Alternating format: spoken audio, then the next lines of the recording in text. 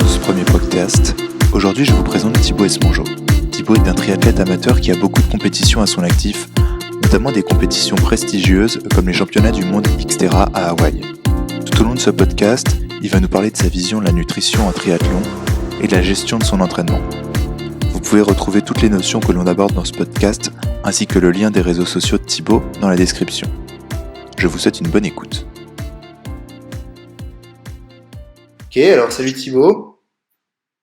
Salut Pierre.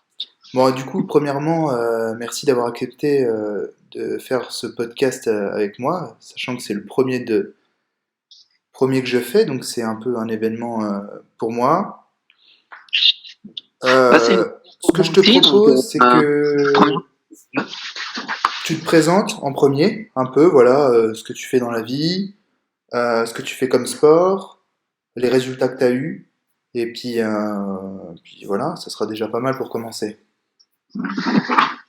Eh ben voilà, je m'appelle Thibaut, je suis kiné depuis bientôt presque un an. Au niveau du sport, je fais du triathlon depuis bientôt 10 ans. Voilà, niveau amateur, hein, ça reste un modeste niveau.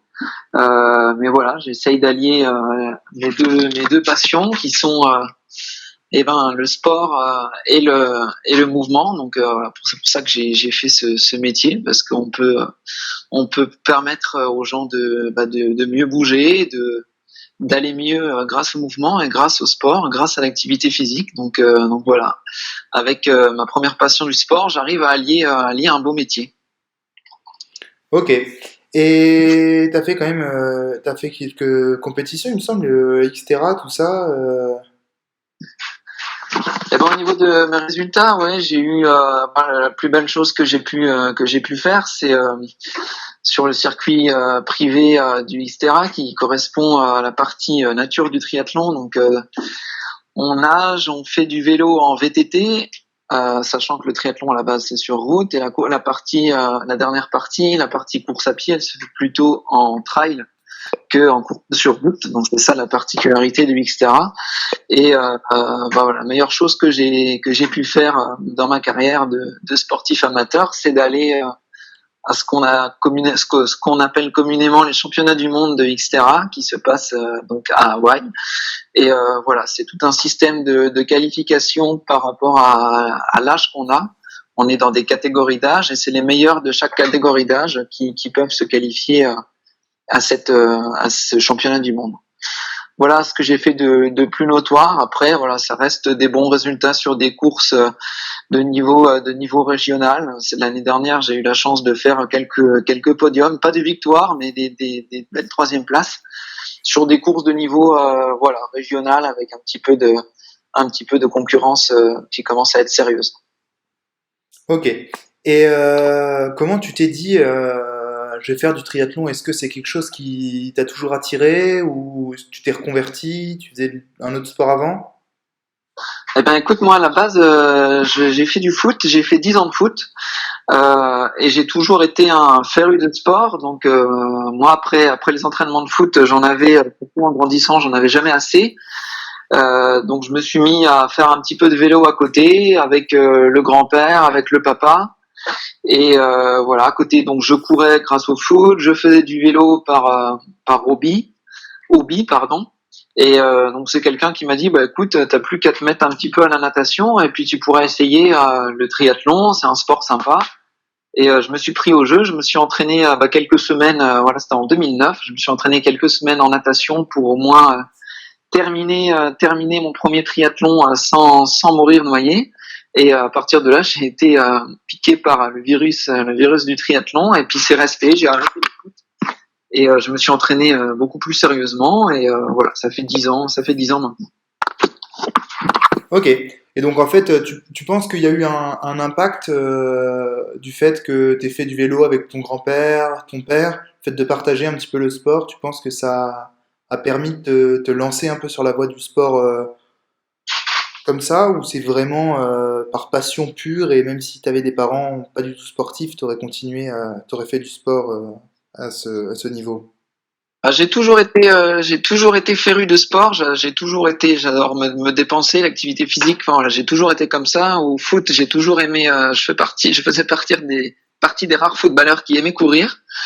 Et voilà, j'en avais un peu marre du foot, un peu marre du sport co, de l'ambiance, tout ça. Et moi, ce qu'il me fallait, c'était voilà, j'avais envie de toute façon de continuer du sport. Et j'ai toujours adoré le vélo. Voilà, c'est un rêve de gosse, le Tour de France, tout ça. J'ai toujours aimé faire un peu de VTT, faire un petit peu de vélo. Et c'est mon grand-père qui m'y a poussé un peu plus. Et voilà, j'ai accroché, je me suis un peu plus entraîné, j'ai acheté un beau vélo, et puis voilà, on sort, on rencontre des gens qui nous disent, qui nous conseillent, et on en fait de plus en plus, et puis voilà, jusqu'à aujourd'hui. Donc bon, je suis loin d'être un professionnel, hein, surtout en vélo, mais c'est venu comme ça, quoi. Le vélo, ça m'a toujours botté, et puis un jour, j'ai eu l'occasion de m'y mettre, on m'a donné un petit coup de pied, enfin un petit coup de pied aux fesses, on m'a dit, bah tiens, vas-y, fais-en, j'en ai fait, et puis c'est resté, et voilà. Ok. Et toi, c'est vraiment plus ce qu'on appelle triathlon courte distance ou longue distance, ou c'est quoi ton domaine de prédilection un petit peu? Alors moi, j'ai jamais fait de triathlon. Bah, le longue distance, c'est communément le triathlon Ironman, hein, donc c'est sur les distances 3,8 km en natation, 180 en vélo, et on ajoute à ça un marathon de 42 km. Ça, j'en ai jamais fait. Pour l'instant, ça m'intéresse pas parce que ça reste un entraînement à part, et j'ai coutume de dire que c'est un autre sport chez les triathlètes, hein. Il y a les triathlètes à peu près normaux et il y a les triathlètes anormal, pas normal, Ironman, pardon. Et c'est vraiment un autre sport dans le sens où l'entraînement est très différent, l'alimentation est très différente aussi, ou en tout cas encore plus importante, et que dans le court distance. Donc moi, je fais du court distance. Ça veut dire quoi? Ça veut dire que ça se cantonne entre 500 mètres de natation, 20 km en vélo et 5 à pied. Et ça, c'est pour les plus petites distances et les moyennes distances. C'est donc 1,5 km en natation, 40 en vélo et 10 à pied. Ça reste des distances humaines, mais quand tu les fais à bloc, Ouais, ça reste costaud. ça reste dur, quoi. C'est assez intensif. Ça reste court, donc qui dit court dit intensif. Et voilà, l'alimentation est importante, l'entraînement est important, même dans les courtes distances, mais c'est une autre gestion que sur le longue distance et a fortiori sur le très longue distance. Ouais, du Mais coup, moi, donc, je suis plutôt sur le court. tu fais la transition parfaite. Parce que je voulais justement te demander un petit peu comment tu t'entraînes, combien de fois tu t'entraînes par semaine, comment t'organises ta semaine? Est-ce que tu as une programmation à l'année, une programmation sur la semaine, ou est-ce que tu fais au feeling, tu t'entraînes comment? Alors, en volume horaire, en général, je fais, bon, cette période de confinement, c'est assez particulier, je te parle d'une moyenne générale à l'année, c'est entre 7 heures et 15 heures par semaine, donc dans les trois sports. Voilà, ça c'est le volume horaire, vraiment la grosse fourchette. Depuis cette année, vu que j'ai changé de région, bah, je me suis mis dans un club. Alors je suivais un programme d'entraînement en natation, un programme particulier, enfin particulier. Je respectais les séances collectives, mais du coup les séances collectives respectent un plan. Pareil en course à pied, c'est ma première année où je viens de m'inscrire dans un club de course à pied, donc on profitait aussi des plans de l'entraîneur, qui respecte une certaine progressivité, et, qui te fait travailler des intensités X ou Y en fonction de tes objectifs. Et sinon, la majorité de ce que j'ai fait, c'est beaucoup d'entraînement un peu au feeling, euh, en tout cas autodidacte, plus qu'au feeling. Ok. Et tu recommanderais à quelqu'un qui veut se lancer dans le triathlon, pas forcément pour atteindre Xterra, tout ça, mais pour faire du triathlon un petit peu en amateur, performer sur quelques compétitions régionales, de rejoindre un club, ou tu lui dirais, écoute, pas besoin, fais au feeling au début et puis tu progresseras par la suite. Enfin, il y a plusieurs cas de figure, mais après c'est toujours bien pour un débutant de s'inscrire dans un club, pour la simple et bonne raison qu'il va rencontrer des gens qui seront sûrement plus forts que lui, plus aguerris, plus expérimentés. Et donc les bons conseils peuvent se trouver dans les clubs, hein, par rapport aux gens qu'on côtoie. Après, voilà, ça dépend de tout un tas de choses, mais je pense que s'inscrire dans un club, ça permet quand même de partager les événements avec des personnes. Tu pars du principe que le sport, ça reste quand même quelque chose où tu dois te faire plaisir. Tu auras plus tendance à te faire plaisir en partageant une compétition ou des entraînements avec des gens avec qui tu peux te lier d'amitié que faire ça tout seul dans ton coin pour on sait pas trop quoi d'ailleurs. Mais ouais, donc, moi je conseillerais de s'inscrire dans un club pour rencontrer des gens. Après la performance, bah ça vient avec un petit peu de rigueur, un peu d'entraînement, avec les bons conseils et puis voilà, tout dépend ce qu'on veut, mais performer à un niveau amateur, je pense que c'est faisable, mais avec un minimum d'exigence et un peu de sérieux et surtout de la motivation, il y a rien de fou. Ok. Et comment tu planifies tes semaines? C'est-à-dire, tu fais les semaines natation, tu fais les semaines course ou tu fais les trois en même temps? Tu t'organises comment? Une semaine type à peu près, ça serait comment? J'ai pas spécialement de semaines plutôt orientées. Les semaines en général, elles sont assez bien compartimentées. Surtout cette année où j'ai commencé à faire ça en club. Il y avait les créneaux piscine, les créneaux course à pied, et en fait avec mon travail, je suis obligé de faire en sorte que ça soit carré en fait. Donc j'avais tout était à peu près en pourcentage. J'avais 3 entraînements en piscine, trois entraînements vélo et au moins 3 entraînements à pied. Ça a été cet hiver. Donc après, ça peut varier. Tu peux peut-être un peu plus courir à certaines périodes, peut-être un peu plus rouler à d'autres périodes. Mais en général, par semaine, je fais au moins une ou deux fois les 3 sports. Et donc toi, t'es d'avis de t'entraîner 33% à chaque fois dans chaque discipline, plutôt que t'entraîner plus sur la discipline qui pêche, entre guillemets? Alors après, en pourcentage, c'est différent parce que tu vas pouvoir faire 3 entraînements natation, mais ça va te prendre 3 heures. Alors que si tu fais à côté de ça, tu fais 3 entraînements vélo, ça va te prendre potentiellement entre 6 et 9 heures. Donc le pourcentage, il va varier. Là, je parlais juste en nombre de séances. Après, tu planifies une saison. En général, tu as la saison d'été, la saison des compétitions et la saison d'hiver. Et c'est pendant la saison d'hiver que tu vas plutôt t'orienter sur ton point faible.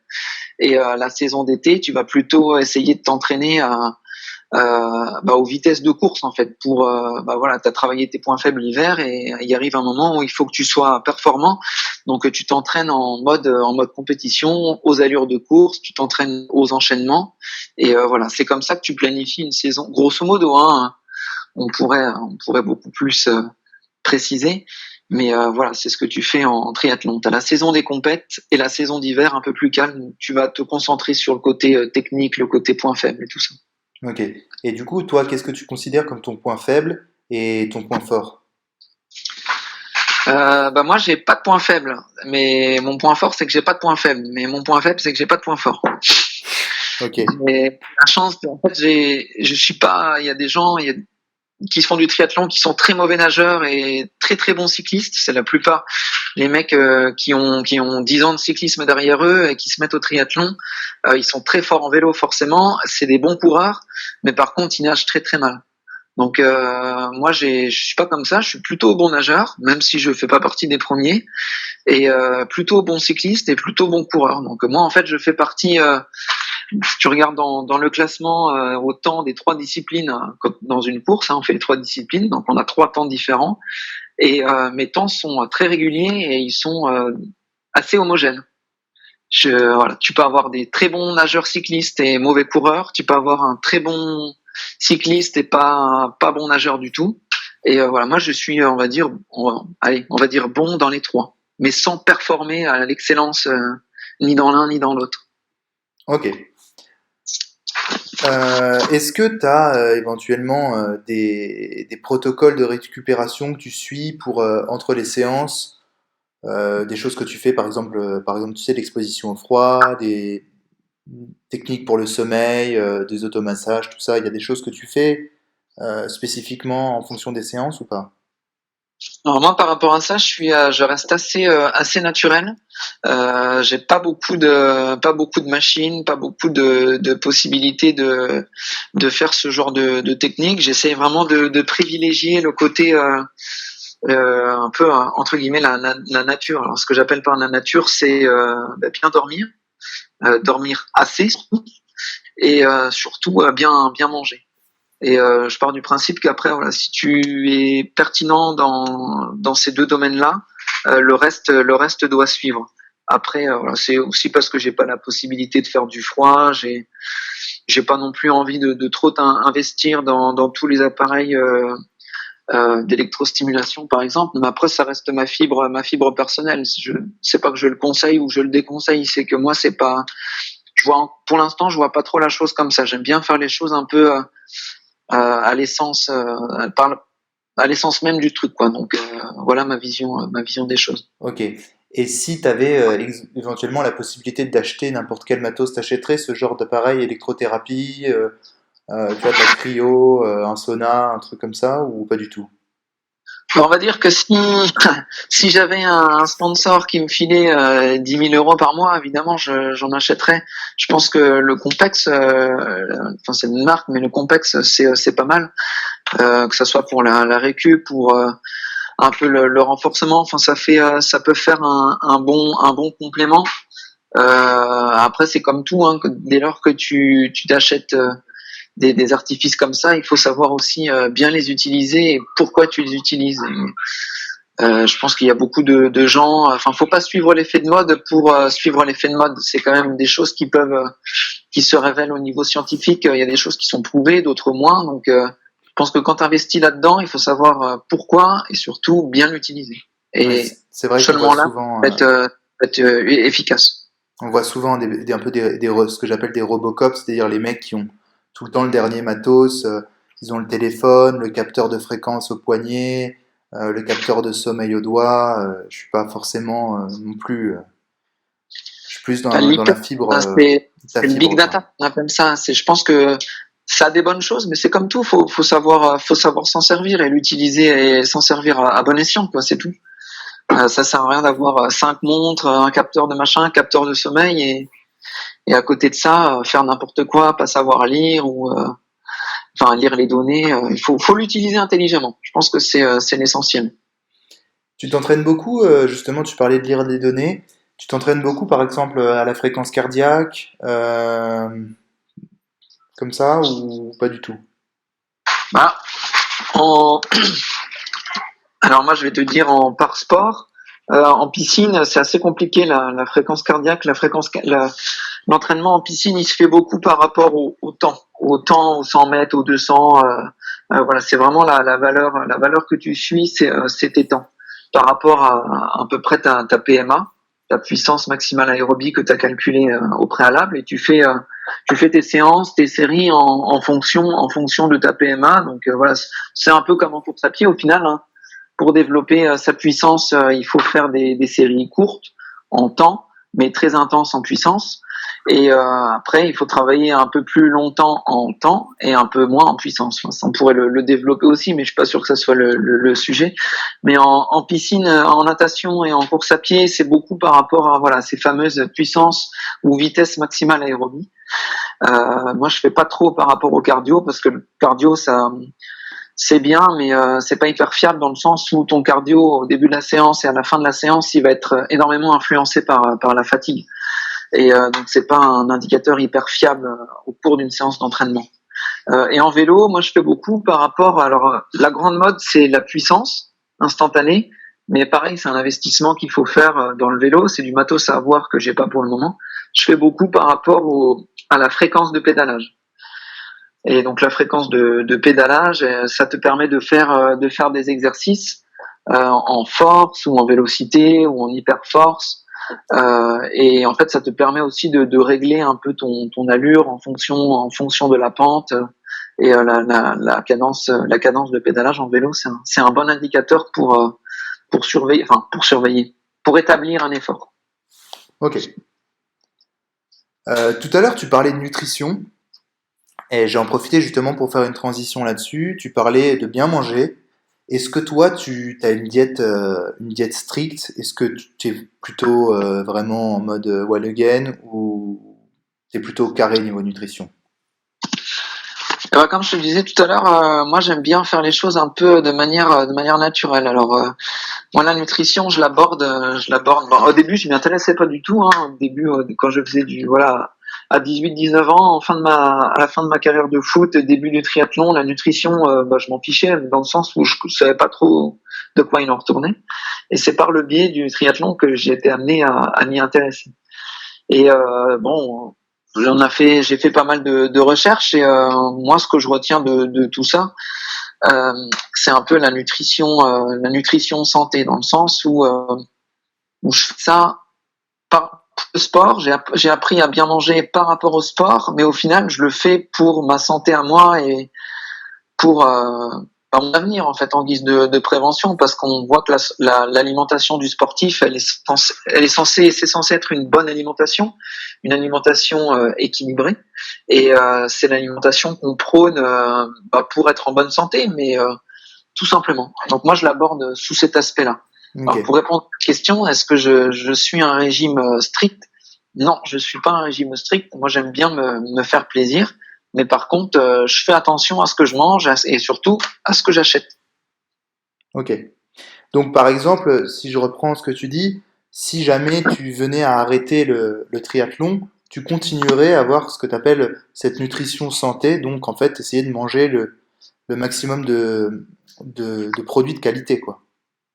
Ouais, c'est ça. C'est venu par le biais du sport, mais si un jour, mettons, moi je sais pas si j'arrêterai le sport un jour, mais admettons que je me casse la jambe en allant au travail, que je puisse pas faire de sport pendant 6 mois, je garderai une alimentation la plus équilibrée possible, parce que je pense que c'est un super vecteur de bonne santé à l'avenir lors de notre quand on vieillira, quoi. Enfin quand on avance dans l'âge, pour prévenir toutes les maladies potentiellement chroniques, voilà, tout ce qui va être diabète, obésité, hypertension. Je dis pas que tout se règle grâce à l'alimentation, mais maintenant on sait au niveau scientifique que c'est prouvé que Une c'est grande un partie, ouais. impact énorme. Et il vaut mieux s'y prendre un petit peu avant que de se retrouver devant le fait accompli et de se dire merde, si j'avais su.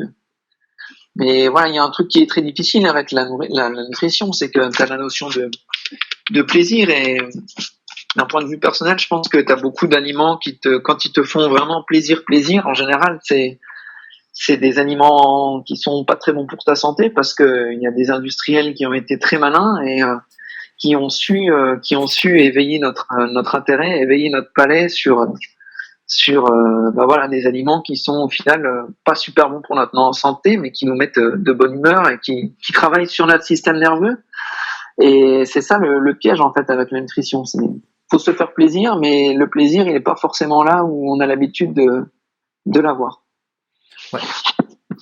Et est-ce que tu conseillerais à quelqu'un, par exemple, même s'il fait pas de sport, peu importe, vraiment n'importe qui, de s'intéresser à la nutrition le plus tôt possible? Ou est-ce que tu lui dirais, écoute, fais un peu comme tu veux, de toute façon, voilà, il y a pas de danger non plus à se faire plaisir.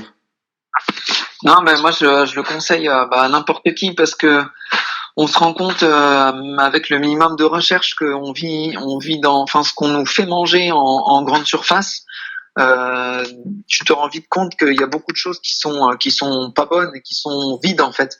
C'est de la nourriture vide qu'on nous balance à la télé ou en grande surface et c'est des choses que quand tu ne le sais pas, tu crois faire bien en fait, tu crois faire bien et alors que tu fais pas bien du tout.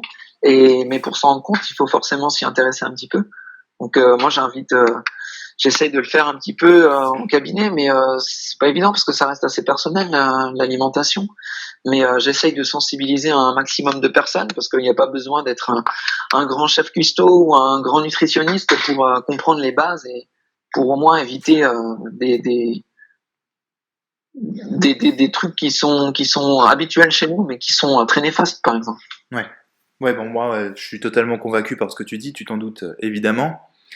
Et je voulais savoir, toi, où est-ce que tu avais appris la nutrition? Est-ce que tu as appris la nutrition vraiment sur le tas? Est-ce que tu as fait des recherches sur Internet? Est-ce que tu as lu des livres? Est-ce que tu as des livres à conseiller ou... quelque chose comme ça. Bah ouais, par rapport à ta question de livre, moi je suis pas un grand lecteur comme toi tu peux l'être. Moi j'ai un des seuls bouquins que j'ai lu, c'est les livres de Gilles Lartigot, mais qui sont assez précis. Et moi je me suis surtout informé. Après moi je suis pas non plus spécialiste, hein, mais je pense connaître pas mal de bases. C'est surtout voilà via le net, via des études, via quelques conférences, via quelques cours qu'on a eu aussi à l'école de kiné. Faut pas l'oublier. On a eu deux trois intervenants qui étaient très intéressants. Et voilà, c'est aussi via l'échange. Dans les clubs de triathlon entre athlètes, c'est aussi un sujet à la mode, l'alimentation. Donc, on va choper les informations ici et là. Et c'est surtout, voilà, on va dire virtuellement, parce que je lis un petit peu, mais je suis pas un grand lecteur, et c'est un de mes défauts peut-être. Ouais, bon, après, tout le monde n'aime pas lire. C'est vrai que moi, j'aime beaucoup lire, mais c'est vrai que c'est pas le cas de tout le monde. C'est vrai que Gilles Lartigot, c'est vraiment très bien ce qu'il fait. On avait été à la conférence ensemble, je me souviens. Et est-ce que toi, tu prépares absolument tous tes repas, ou est-ce que tu te laisses, si tu veux, des moments dans la semaine où t'es libre de manger un peu, quitte à manger n'importe quoi. Ou est-ce que tu gardes encore le contrôle même quand tu manges, enfin, ce que je veux dire, c'est quand tu manges n'importe quoi, est-ce que tu le fais vraiment de manière très modérée, ou est-ce que tu te lâches complètement, quitte à aller au McDo ou je sais pas où? Alors, avec ma copine là, depuis qu'on a changé de région, on se fait. Alors, je dirais pas qu'on se fait tous nos repas, mais par contre, je dirais bien, il y en a au moins, il y en aura pas en dessous de 8 sur 10 qui seront pas faits maison. Depuis quelque temps là, on a vraiment. Alors, on fait pas des trucs extraordinaires, hein, on n'est pas non plus, on suit pas un régime strict. Par contre, on fait beaucoup de choses nous-mêmes, des petits plats simples. Il y a rien d'extraordinaire, mais par contre, voilà, ça reste du produit frais tout simplement. Bon, il m'arrive surtout au travail de manger de temps en temps un sandwich. Et encore, ça reste un sandwich assez basique. Ça reste avec du pain frais, du jambon frais même. Bon, on pourrait parler 3 heures du jambon. Et ça reste pas. J'achète très rarement des sandwichs préfabriqués Sodebo pour pas citer quoi. Même si on est amené à manger sur le pouce, c'est un truc on va dire à peu près préparé ou quelque chose d'acheté à la boulangerie. On a la chance d'avoir un boulanger en face du cabinet qui fait des trucs. C'est fait maison en fait. C'est pas forcément de la grande qualité, mais ça reste des produits frais. Et voilà, c'est nos petits écarts. Après, voilà, le dernier McDo que j'ai fait, c'est tu vas rigoler peut-être, mais c'est la veille du confinement, on s'est dit qu'on pourrait pas faire de resto d'ici les 3 prochains mois. Alors on est allé au McDo. On n'en avait pas fait, je te dis ça, on n'en avait pas fait depuis plusieurs mois, donc on reste assez sérieux, mais en même temps assez simple. Donc voilà, sérieux, sans suivre de régime strict, mais ça nous convient tout à fait. On prend pas mal de temps pour faire nos plats nous-mêmes, mais voilà, c'est quelque chose, voilà, c'est un petit rituel maintenant. Et est-ce que, bon, tu as déjà en grande partie répondu à la question, mais donc toi, tu n'es pas du tout pour les régimes, enfin, qui sont pas vraiment des régimes, mais des types d'alimentation comme le sans gluten, le végétal, tout ça? Non, moi je suis pas régime pas du tout. Là, on peut parler des véganes, des végétariens, on peut parler des sans gluten, on peut parler des sans je sais pas quoi. Non, parce que à partir du moment où tu fais un régime, je pense que tu te frustres sur quelque chose, et à moins que tu sois hyper fort dans ta tête, il y a forcément un moment où tu vas craquer. Je pense que le plus important pour son alimentation, c'est d'essayer d'en comprendre les fondements et les bases. Et à partir de là, à partir du moment où tu comprends que tu dois avoir à peu près tel aliment dans telle quantité à peu près par semaine, et ben à partir de là, t'arrives à gérer sans devoir faire de régime. Voilà, si tu veux parler des régimes sans gluten, voilà, il y a aussi une mode qui joue là-dessus. Je pense que c'est pas non plus il faut pas se bourrer de gluten, faut pas passer sa journée à manger du pain, des pâtes et du pain de mie. Mais par contre, manger un petit peu de gluten, je pense que l'être humain est tout à fait capable de l'assimiler. Tout ce qui va être régime hyperprotéinique, c'est pareil. Et à un moment, c'est peut-être pas très bon pour le rein ou pour les organes. Quand on parle du régime low carb, donc riche en graisse et pauvre en glucides, c'est beaucoup en vogue dans le mode du sport. Ça peut être efficace aussi, mais c'est un régime hyper strict, donc qui est assez compliqué à tenir. Et moi, j'aime bien le régime low carb parce que en fait, tu peux l'adapter un peu comme tu veux, dans le sens où tu le respectes pas par rapport à l'apport glucidique qui est très strict, mais si tu limites tout ce qui est mauvais sucre rapide, sucre raffiné, sans pour autant respecter les doses d'un régime hyper strict, je pense que tu es quand même dans le vrai. Ouais, je suis tout à fait d'accord. On est totalement en phase là-dessus. Je suis assez d'accord avec le fait que le corps est capable d'encaisser éventuellement quelques écarts type gluten, tout ça. Moi, je suis pas du tout pour non plus les régimes vegan, végétal, tout ça. Notamment parce que c'est des choses qui sont, comme tu l'as dit, vraiment à la mode.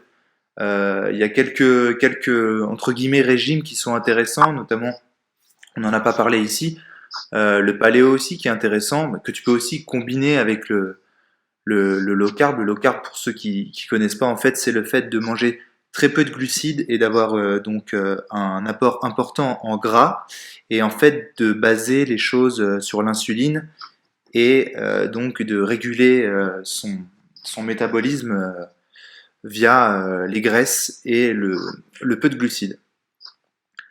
Au niveau des compléments alimentaires, on n'en a pas parlé, c'est quelque chose que j'aurais bien voulu aborder avec toi. Est-ce que tu es complément alimentaire ou pas? Souvent, les gens qui sont très régime strict sont très compléments alimentaires. Est-ce que toi, tu prends des compléments alimentaires? Est-ce que tu en conseilles? Est-ce que si tu avais, entre guillemets, budget illimité, tu prendrais quoi? Alors je vais te répondre encore une fois la même chose. Moi, dans mon esprit un petit peu nature, je suis pas hyper complément alimentaire. Alors, non seulement je suis pas hyper calé dedans, mais je pense que si tu as une alimentation qui est équilibrée et variée, où t'as pas d'excès ni en quoi que ce soit, enfin ni en sucre, ni en protéines, ni en quoi que ce soit, si elle est tout simplement variée et riche, je pense que t'as pas spécialement besoin de compléments alimentaires pour le sujet lambda. Après, si tu abordes ça par le biais du sport, effectivement, tu peux avoir besoin de quelques apports en plus. Moi, ça a été mon cas parce que j'ai fait il y a 2-3 ans, j'ai fait de l'anémie ferritive. Donc en fait, à force de faire du sport et de pas avoir assez d'apport en fer, j'ai fait de l'anémie. J'avais pas de problème de globules rouges ou quoi que ce soit ou d'hémoglobine. C'est juste mon taux de fer qui s'est asséché. Et voilà. Ça, c'est venu sûrement par rapport au fait que j'avais pas une alimentation assez riche en fer, mais c'est aussi venu d'après le corps médical par rapport à l'activité sportive, où le sportif est un peu plus sujet par rapport à l'entraînement, par rapport aux compétitions, par rapport à la fatigue, un peu plus sujet à ce genre de problème que d'autres personnes. Et donc par rapport à ça, j'avais été amené à me supplémenter artificiellement en fer, donc avec des pilules. Et par rapport à ça, j'ai été amené à m'intéresser un petit peu à la spiruline. Ouais, la spiruline, j'allais dire, ouais. C'est la chose, le seul complément alimentaire que je prends, je le prends pas de manière régulière. Enfin, je fais des petites cures en fait comme ça. Voilà, parce que j'y ai pris l'habitude, parce que je trouve que finalement c'est pas si mauvais que ça. Après, est-ce que ça a contribué à améliorer mes performances? Ça, je pourrais pas te le dire. Je ne pense pas. Mais je pense que voilà, c'est à mettre ça dans un équilibre alimentaire global, et c'est un petit plus qui n'est pas indispensable. Okay. Et je pense que pour la plupart des gens, c'est l'alimentation qui amène ce qu'il faut. Et après, voilà, il y a peut-être d'autres besoins un peu plus spécifiques, mais je pense que c'est pas le cas de la majorité des gens. Ouais. Mais je conseille pas grand-chose. La spiruline, je pense que ça reste un aliment finalement.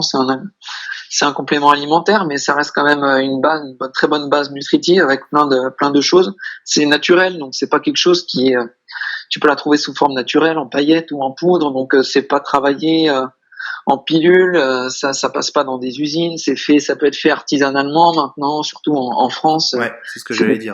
petites fermes, donc ça reste, on peut même le considérer comme un aliment plutôt qu'un complément alimentaire. Donc, Ouais, c'est vrai, je suis assez d'accord. Pour ceux euh, qui connaissent pas la spiruline, en fait, la spiruline, c'est une algue, ou une cyanobactérie plutôt, qui est en fait ultra riche en nutriments. C'est l'aliment qui est en fait le plus riche au monde. Il y a aussi le clamate et la chlorelle.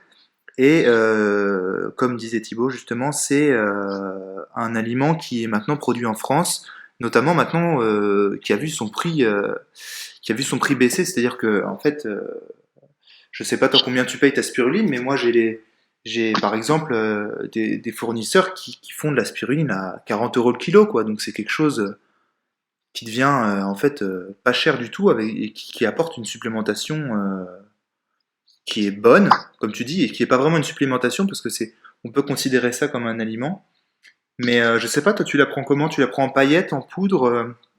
Tu conseilles moi, j'ai comment? commencé à prendre en poudre et bon, en poudre, c'est assez spécial. Hein. Ça a le goût un peu, ça a le goût d'algue. C'est couleur verte, donc c'est couleur verte, c'est pas très bien vu dans l'alimentation. Hors légumes, mais en général, c'est pas très bien vu. J'ai dégoûté pas mal de personnes avec ça.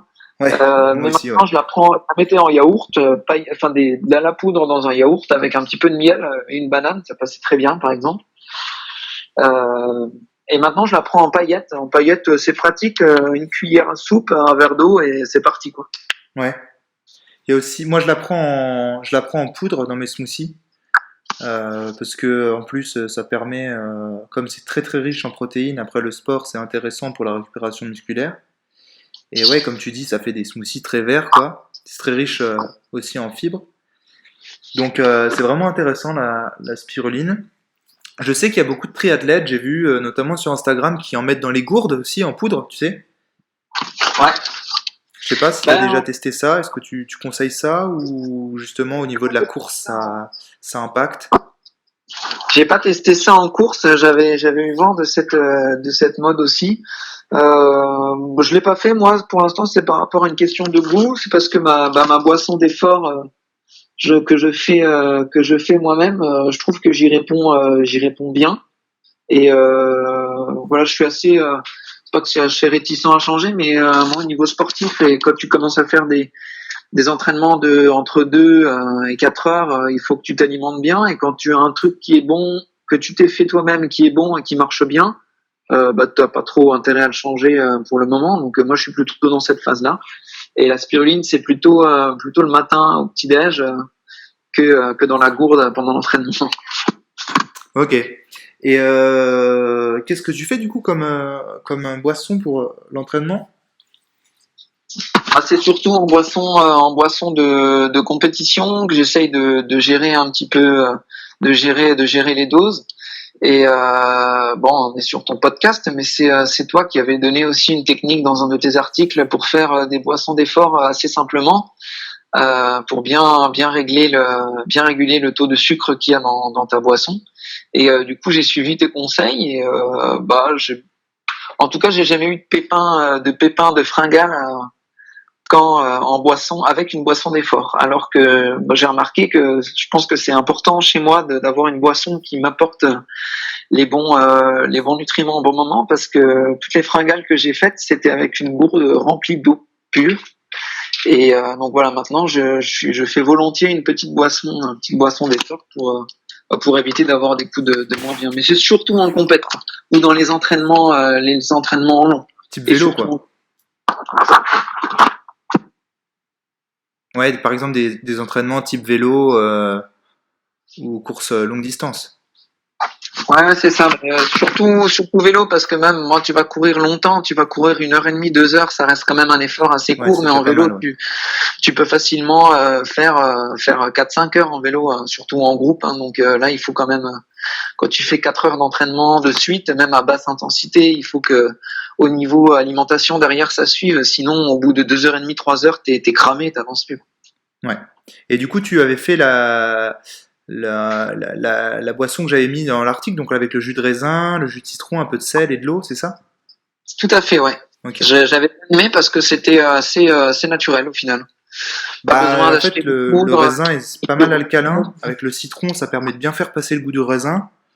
Le sel pour les minéraux et puis l'eau. Donc je rappelle la recette en vitesse, c'est 250 millilitres de jus de raisin ou éventuellement de cranberry en fonction de ce que vous avez. Donc un jus qui est très sucré. Le raisin c'est pas mal, il y en a quand même 16 grammes au 100 millilitres.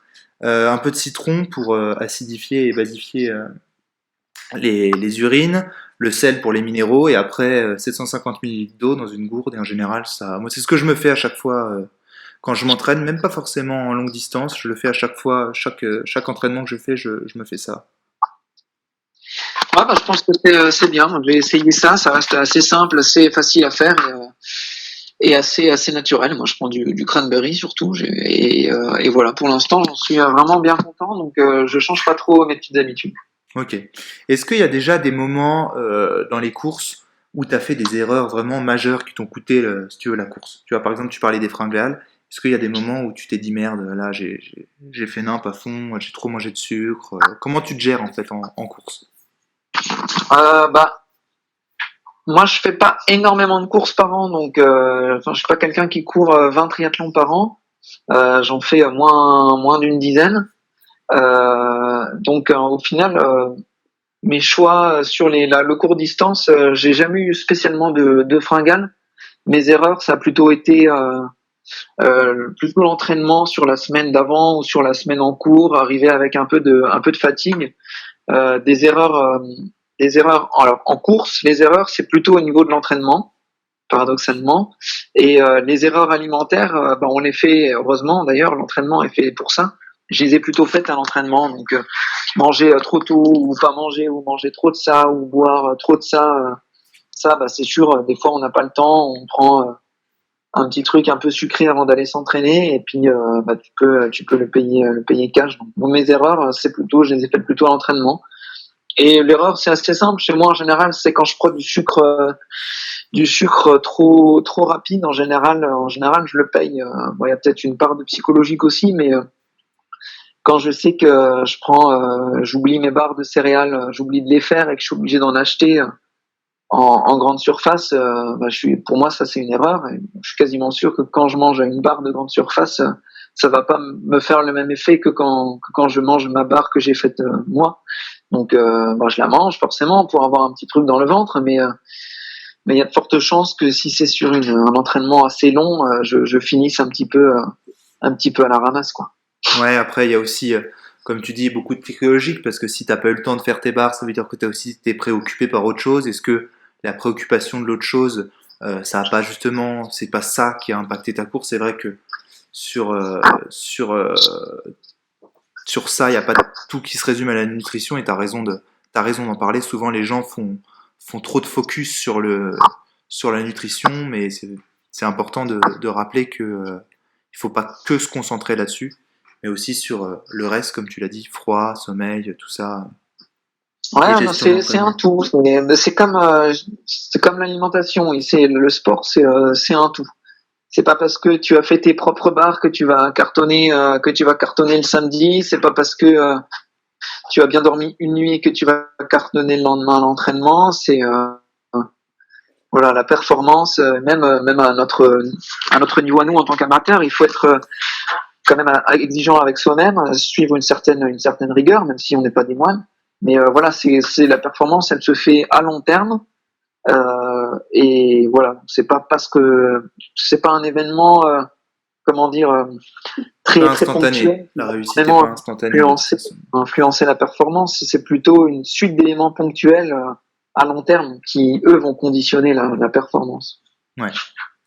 Et est-ce qu'il y a quelque chose vraiment qui te permet de te motiver, en fait, les jours off? C'est-à-dire comment tu gères les jours où t'es vraiment pas dans le goût? Qu'est-ce qui te pousse en fait à aller t'entraîner les jours où t'as pas envie de t'entraîner? Ben, des fois, on va être honnête, des fois c'est ma copine qui me pousse, simplement. C'est de l'avantage du club aussi, comme je disais tout à l'heure. Quand t'as pas envie d'aller t'entraîner parce qu'il commence à faire un peu froid, il fait nuit, mais que t'as rendez-vous avec 5 autres gugus qui t'attendent pour aller courir ou rouler, ben ça te donne un peu de motivation. Sur le moment, t'es pas content d'y aller, mais au final, tu fais ton entraînement et à la fin, tu seras très content de l'avoir fait. Tu auras partagé un beau moment avec des gens et voilà. Après, voilà, bon, c'est surtout les personnes qui te poussent quand t'as pas trop envie. Moi, il y a des jours, c'est sûr, où j'ai pas envie, mais bon, j'adore ce que je fais, j'adore faire du sport, même aller courir sous la pluie, bon, ça me dérange pas. Quand il fait froid, ça me dérange pas. Mais c'est vrai qu'il y a des jours où on resterait bien dans le canapé à regarder Netflix, mais au final, ça t'avance à pas grand chose et il suffit de se rappeler, pour ceux qui font du sport, tout le monde sait, tout le monde connaît un peu la satisfaction d'après-entraînement quand t'as fait un bon entraînement, que t'es fatigué, t'as l'impression d'avoir fait quelque chose, t'es Ouais, tu te fier sens de accompli, toi, quoi. fier de ton corps, bien dans tes baskets, mais c'est un peu ce souvenir aussi, ce souvenir des fins d'entraînement heureuses qui te permettent de retourner à l'entraînement le lendemain ou quand c'est un peu plus dur. Ouais, moi je suis tout à fait d'accord. Moi je m'entraîne avec un pote à moi et c'est vrai que au fur et à mesure, tu sais, t'as une petite rivalité amicale qui s'installe et des fois les jours off, tu te dis ouais non, il va me dépasser. Si je me relâche trop, il va passer devant. Après, tu vois, t'as aussi les gens avec qui tu t'entraînes, comme tu disais, qui te poussent. Moi, tu parlais de courir sur la pluie, j'adore ça, tu vois. C'est-à-dire que avoir des conditions extrêmes, c'est quelque chose qui accentue le sentiment d'accomplissement dont tu parlais en fait. Pas courir sous la pluie, les trucs comme ça, c'est quelque chose. Je sais pas si toi t'es réceptif à ça, mais moi en tout cas, j'ai l'impression que il y a beaucoup de sportifs qui disent, qui pensent comme moi et qui trouvent du plaisir à vraiment courir par des temps extrêmes. Ah bah oui, c'est un sentiment t'es content de l'avoir fait, voilà, tout simplement. Donc quand tu vas faire 2 heures de vélo avec deux tarés sous la neige, bah voilà, tu te dis putain au départ c'est dur, tu sors au bout de 10 minutes t'es congelé, tu te demandes pourquoi tu es là, pourquoi tu fais ça, mais quand tu auras fini ton entraînement, bah tu te diras avec tes copains ou copines, hein, peu importe, bah on est bien content de l'avoir fait, on est bien content de l'avoir fait, mais on est bien content. Clair. Et toi, t'es plus partisan de t'entraîner avec des gens qui sont plus forts que toi et d'être boosté comme ça, ou alors tu entraînes plutôt des personnes un petit peu moins fortes et tu les boostes à faire du sport. C'est quoi ta position entre guillemets dans le club? Est-ce que t'es extraterrestre ou pas du Eh tout? ben, je pense que c'est le mieux. Toujours pareil. Comme en alimentation, le mieux il faut pas d'excès.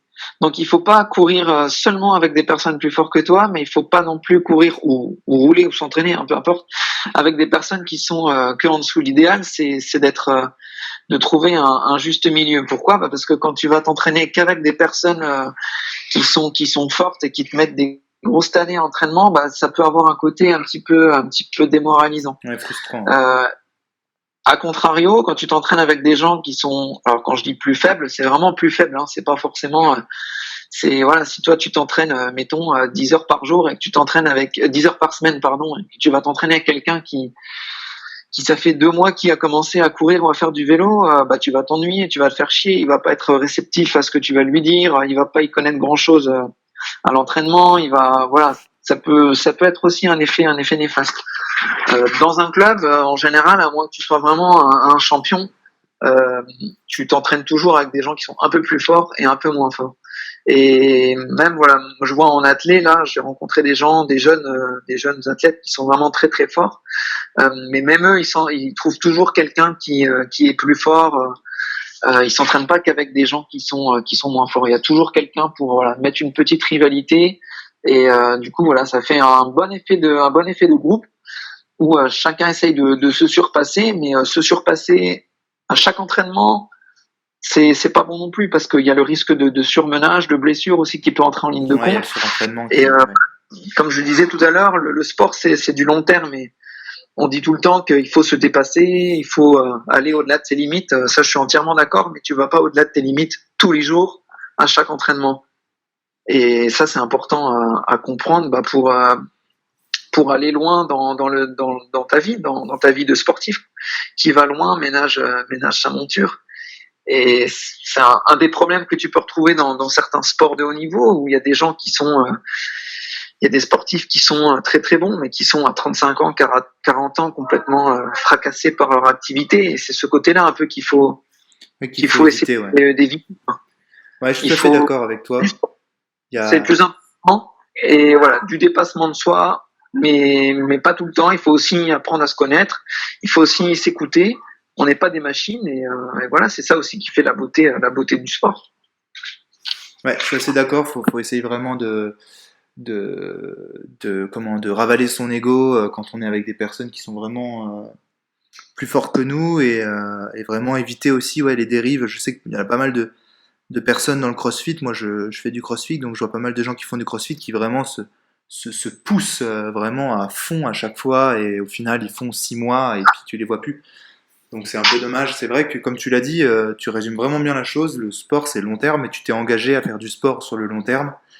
Et ouais, qui veut aller loin ménage sa monture, quoi. C'est vraiment la phrase que je pense qu'il faut retenir du podcast. Ouais. Je pense que c'est important. Moi, j'ai envie j'ai entre mes 20 et mes 40 ans, j'ai envie de performer au maximum, mais j'ai aussi envie de pouvoir courir quand j'en aurai 60 et continuer à faire du vélo et pas être complètement mort, avoir le dos fracassé. Voilà, je pense qu'il faut savoir faire du sport. Même en tant qu'être humain, on est fait pour bouger, on est fait pour beaucoup bouger. Notre corps, est capable d'assimiler énormément de choses, que ce soit au niveau alimentaire ou au niveau des charges d'entraînement. Mais il faut aussi savoir se reposer, savoir s'écouter, respecter son corps, respecter ses besoins.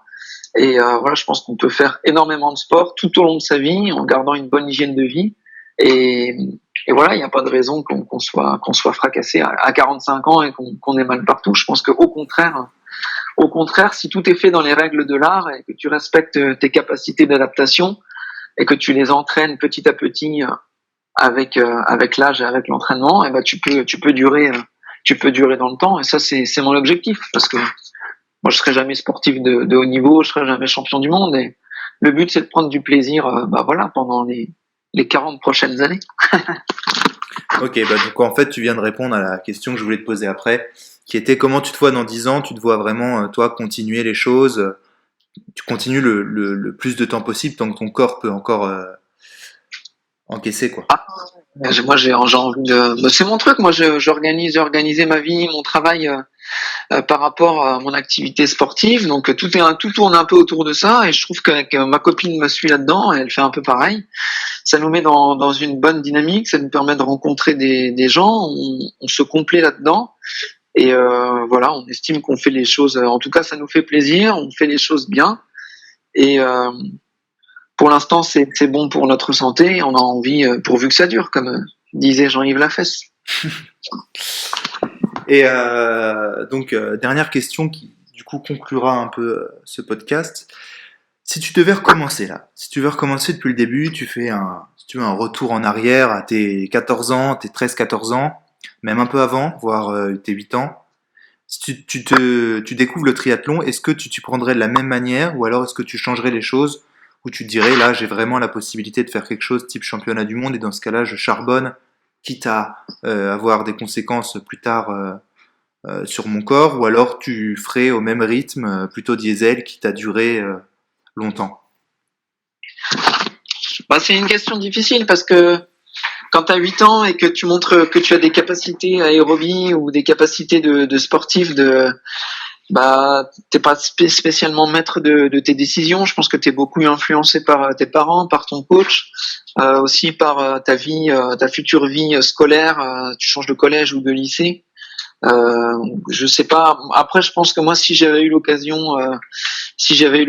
de commencer peut-être l'athlétisme plus tôt, et que j'avais montré quelques qualités, je pense que j'aurais continué dans cette voie, quitte à pourquoi pas me flinguer ou me blesser, parce qu'au final tout ce que je te raconte là, c'est un peu ma démarche perso que j'ai depuis 10 ans. Mais si au départ ma vie avait été différente, j'aurais sûrement été amené à penser différemment aujourd'hui. Donc voilà. Après Difficile de répondre. Mais je pense que si j'avais eu l'occasion d'être athlète ou triathlète professionnel, j'aurais en tout cas mis tous les moyens en œuvre pour essayer de saisir cette opportunité. Quitte après coup à mettre un peu à mal mon corps. Maintenant, je pense comme ça parce que j'ai acquis un petit peu d'expérience, parce que je connais pas mal de monde et voilà. Plus jeune, si j'avais eu l'occasion, je pense que j'aurais sauté sur l'occasion comme beaucoup en font. Et puis voilà, à 20 ans, tu regardes pas trop, l'âge tu regardes pas trop les conséquences. Et j'ai pas envie de dire heureusement, mais c'est comme ça, c'est l'âge qui fait ça. Si tu penses déjà à 20 ans comment tu seras à 80, t'avances pas dans la vie, mais il faut le garder dans un petit coin de la tête sans pour autant que ça devienne Obsessionnel, quoi. comment dire, une obsession. Et voilà, mais si j'avais l'occasion d'en faire plus, je pense que j'aurais saisi cette occasion, ça c'est sûr. Ouais. Ouais, je suis assez d'accord aussi là-dessus. Après, comme tu dis, on n'a pas été dans la situation là, on sait pas comment ça peut se passer. Je sais qu'il y a énormément de sportifs qui se blessent et qui arrêtent tout du jour au lendemain. Donc, Voilà. donc on sait pas on sait pas comment ça peut se goupiller, ce genre de choses. Et puis voilà, il y a beaucoup de sportifs professionnels qui sont aussi en très bonne santé. Et bon, on n'en a pas parlé aussi, mais il y a aussi dans le sport pro, il y a toute la question du dopage aussi qui peut mettre à mal ton corps. Il n'y a pas spécialement que l'activité en elle-même qui est néfaste. Et Ouais, comme la formation que j'ai faite pardon il y a quelques semaines là, il nous avait bien expliqué au final dans le sport de haut niveau, ce qui met à mal ton corps, c'est pas spécialement le fait que tu t'entraînes beaucoup, c'est surtout le fait que quand tu te blesses, tu fais tout pour revenir au plus vite. ouais, oui, tu prends pas le temps de faire une guérison optimale, quoi. Voilà, c'est le cas des pour ceux qui suivent le foot. Il y a un joueur qui s'est fait les ligaments croisés il y a quelques mois là, et au bout de 3 semaines, il était au niveau de sa rééducation. Bon, je parle en tant que kiné, mais à 3 semaines après l'intervention, il avait déjà un niveau que les gens lambda ont au bout de quasiment 3 à 4 mois. Et en fait, cette recherche de performance et de vitesse post-blessure, que ça soit blessure simple ou après chirurgie, c'est surtout ça qui est très néfaste chez le sportif de haut niveau. Ok. Et tu Il faut regrettes un petit savoir. peu cette dérive de plus en plus de tout le temps l'optimisation vraiment qui t'a flingué les gens pour des résultats encore plus énormes. Eh ben ça bon, j'ai pas compris ta question, ça a coupé, mais ça je pense que c'est lié à la pression médiatique, c'est lié aux sponsors, c'est lié à l'argent, c'est lié au fait que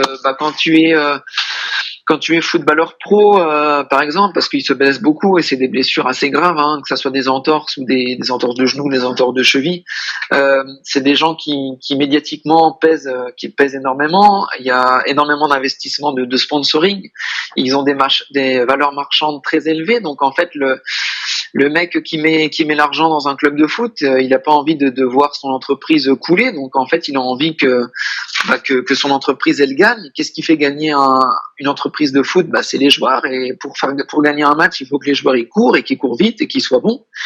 Et voilà, il faut pas qu'ils se blessent. Donc c'est à partir de cette demande de performance et de retour sur investissement qu'il y a toutes les dérives, que ça soit dans le dopage, pour la gloire, pour l'argent, pour les sponsors, et pour la reprise des blessures. Voilà, des sportifs de haut niveau qui reviennent après une entorse au bout de 4 semaines, alors que la cicatrisation est même pas physiologiquement encore faite.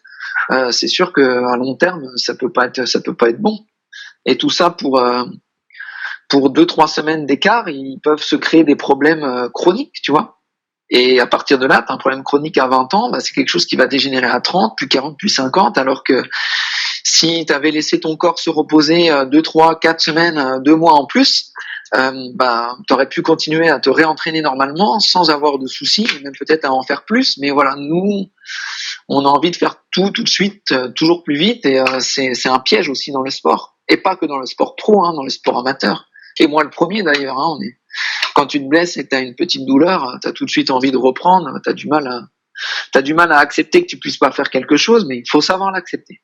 Ouais, et souvent les amateurs font même souvent pire parce qu'ils veulent en fait entre guillemets mimer les professionnels qui eux ont un accompagnement, ont des kinés à disposition, des médecins, tout ce qu'il faut. Et souvent, on voit beaucoup plus de blessures vraiment graves en amateur qu'en professionnel, même s'il y en a quand même beaucoup en professionnel. Bien sûr, non, mais c'est sûr. Y a pas... Tout le monde se blesse et il faut savoir se respecter pour durer. Que tu sois idéalement, il faudrait que les professionnels le fassent, mais en tant qu'amateur, je pense que c'est très important de respecter son corps pour durer dans le temps et voilà, les performances elles viendront. Tu peux pas performer si t'es blessé. Alors si tu peux faire en sorte que ta blessure elle dure 3-4 semaines au lieu de 8 ou 9, tu seras forcément plus performant au bout de 15 semaines. Hein, si tu t'es arrêté moins de temps. C'est clair. On arrive à 1 heure de podcast. Du coup, encore une fois, je te remercie d'avoir accepté ça. Est-ce qu'il y a un dernier mot que tu voudrais dire, une dernière phrase, quelque chose, une idée pour les gens qui t'écoutent et les sportifs qui t'écoutent? Vu que le thème principal c'était l'alimentation, moi j'ai envie de rebondir là-dessus et dire que plus tu t'intéresses à l'alimentation, plus tu as d'infos et au final tu as énormément d'infos qui peuvent se retrouver en contradiction. Et je pense qu'il faut rester à la formation, la clinique du coureur là que j'ai faite il y a pas longtemps. Ils nous ont dit de rester keep it simple and stupid. Rester simple et stupide. Et je pense que ça s'applique très bien dans le sport et très bien dans l'alimentation. Il faut rester simple, riche, varié et naturel. Voilà. Okay. Et après, tout le reste, c'est du détail, c'est de l'optimisation. Mais pour être en bonne santé, on peut avoir une foule d'informations, mais au final, c'est pas très compliqué. Il faut rester simple et logique et naturel. Voilà. Okay. Mon petit mot de... je te remercie pour ce mot de la fin. Je te remercie pour ce podcast qui, je pense, va plaire à pas mal de monde. Et donc voilà, on finit ce podcast sur le keep it simple and stupid. Exactement. Kiss. Voilà. Bon, écoute, merci Thibaut, et puis à une prochaine. Bonne soirée. Ciao. Merci d'avoir écouté ce podcast. J'espère que celui-ci vous a plu, que vous avez appris de nouvelles choses et que le parcours de Thibaut vous a motivé à vous dépasser. Vous pouvez retrouver toutes les notions que l'on aborde au long de ce podcast, ainsi que les liens des réseaux sociaux de Thibaut dans la description. À bientôt.